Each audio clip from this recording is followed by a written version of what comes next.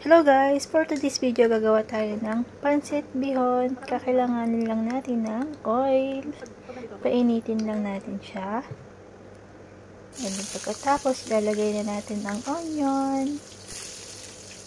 Yan, isatay lang natin hanggang maging brown yung color niya. Then, isunod na natin yung garlic. Satay-satay lang tayo guys. And then, pag nag-brown na yung onion and garlic, ilalagay na natin yung binarinate natin ng 24 hours na chicken. Then, satay tayo guys. Hanggang mag-brown na siya. Then, tatakpan muna natin. Hayaan natin kumulo. Pagkatapos, mag-add tayo ng black pepper.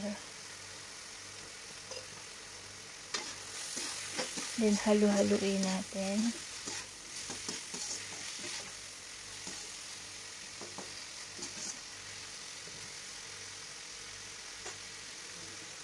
Ilalagay natin yung natirang sauce sa minarinade nating manok. And mag-add tayo ng Knorr cube na nilagyan ng water. Ayan, halu-haluin natin para mag-stick yung lasa niya sa manok. Then, takpan na lang ulit natin. Pagkaraan ng ilang minuto, ilagay na natin yung soy sauce.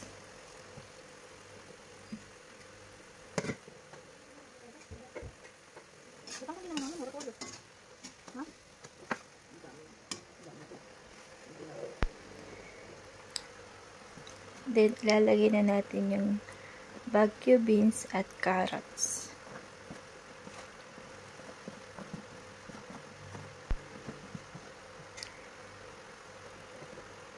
Then, ilalagay na rin natin yung cabbage.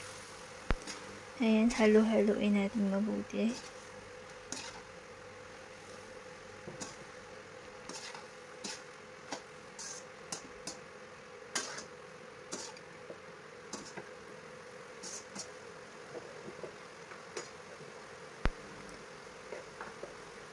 Mag-add tayo ng konting tubig.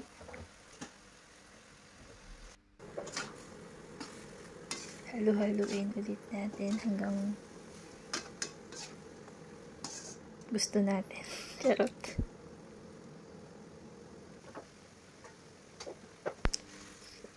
Then, i-separate muna natin yung sahog para masimulan na natin yung pancit bihon.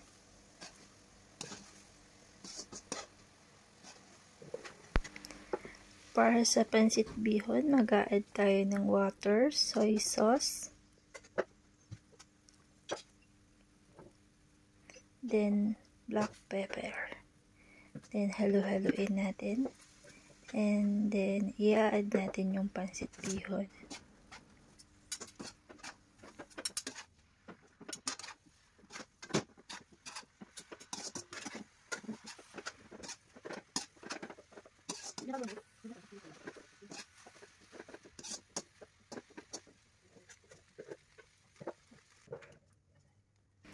Then, ilalagay na natin yung sahog sa pancit bihon. Pag-combine na natin. Then, halu-haluin natin hanggang magsama na sila. Sana all nagsama. And, yan na. That's it. Tapos na ang ating pancit bihon. Thank you for watching. Bye!